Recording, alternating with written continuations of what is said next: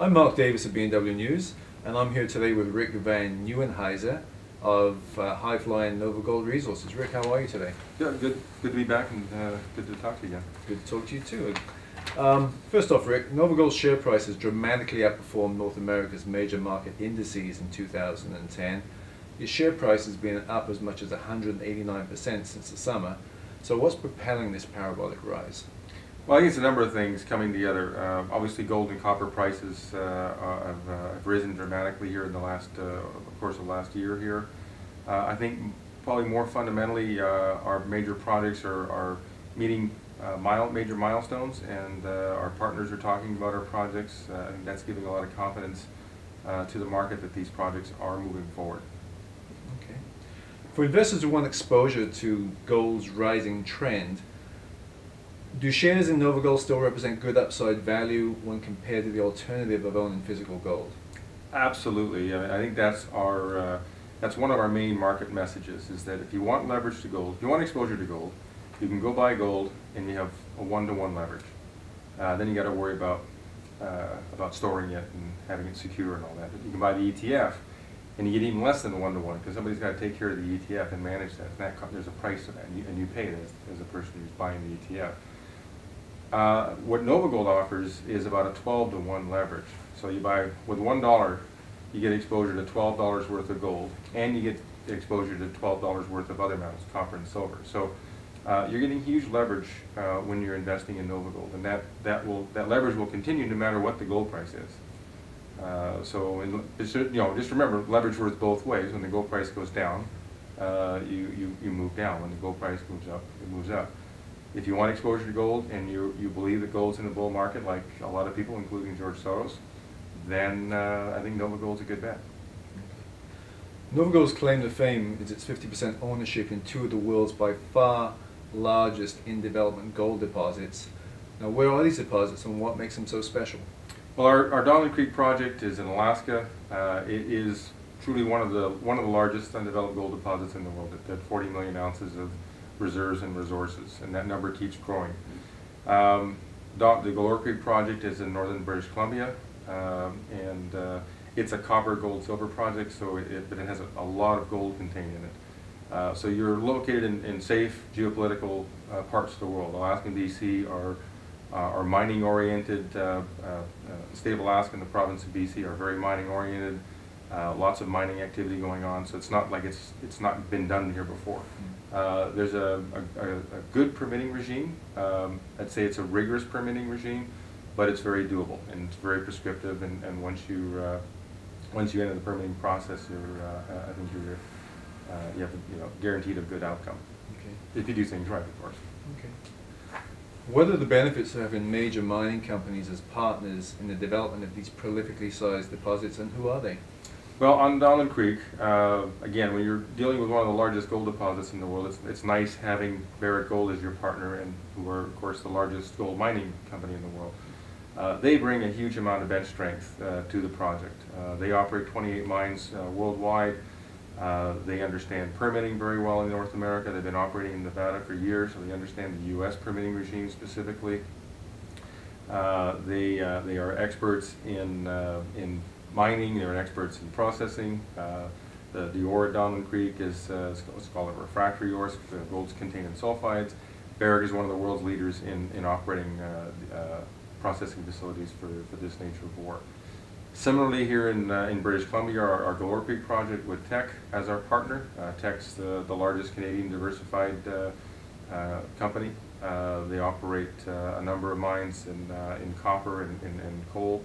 And lead zinc, of course, around the world. Again, very strong in Alaska. Red Dog is the largest zinc deposit in the world. It's located in Alaska. Teck's the operator there. They've been working there for 25 years or more at Red Dog. So they have a lot of operating experience. Similar here in BC, Teck operates the Highland Valley mine, prolific copper mine that's been in production, I think, for about 40 years. So a lot of experience that we get the benefit of as being a 50-50 partner with these major companies.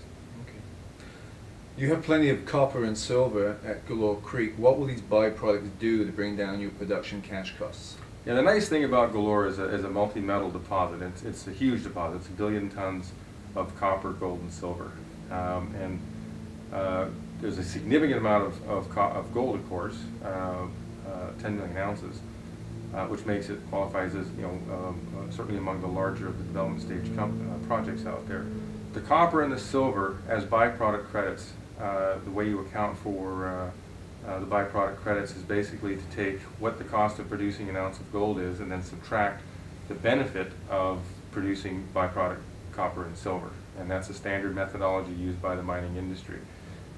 So in today's market, you would be producing an ounce of gold at a very large negative cash cost, taking the production of silver, which on an annual basis we're estimating is going to be between 3 and 5 million ounces of silver annually, and 300 to 400 million pounds of copper annually. So see, with silver selling above $25 an ounce and copper selling well above $3 a pound, you can see there's huge byproduct credits that come to the accounting side of the equation, and therefore allowing you to produce gold at a very high negative cash cost, or a very, very low cash cost. I see. Rick, what will be the key value drivers for your share price in 2011? Well, 2011 is going to be a great year for news flow because we'll have an updated feasibility study on our Donlin Creek project.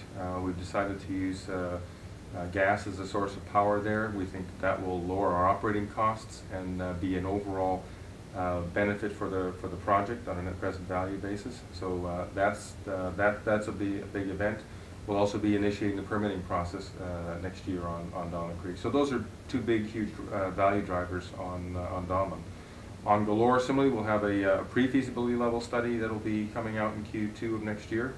And an announcement we expect based on our current view of the markets.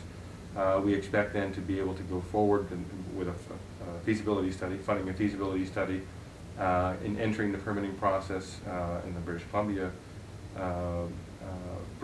regime for permitting Galore, and then also finish the construction of the road access into Galore.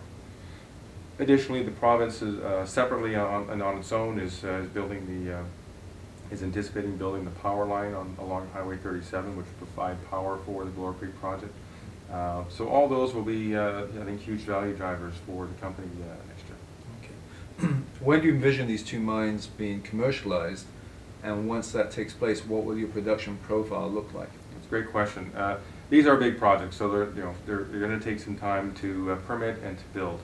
Our timeline for Galore, which I'll mention first because it's really the first one up, we expect the next phase of completing the feasibility, completing the permitting process, and completing the road to be a 2-year process. So by 2013, we should be able to be in a position to make a decision to construct the mine.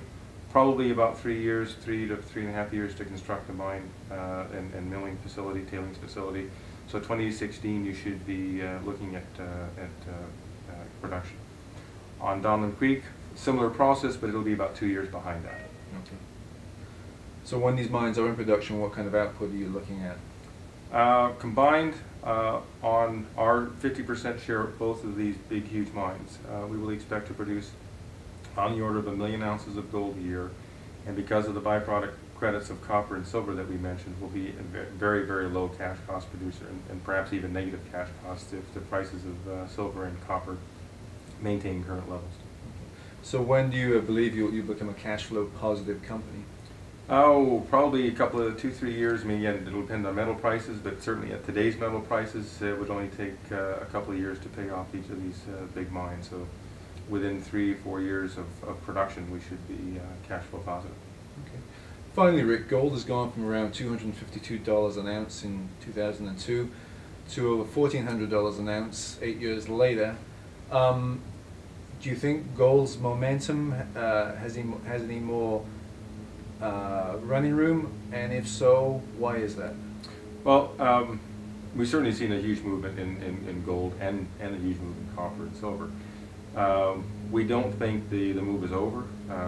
We see huge demand. If you just look at the supply demand dynamics, we have decreasing supply from mining operations. It's taking longer for the whole process of discovery through production to take place. It's for a whole variety of reasons. Permitting takes longer. the level of due diligence, the level of engineering studies, environmental studies, social interactions.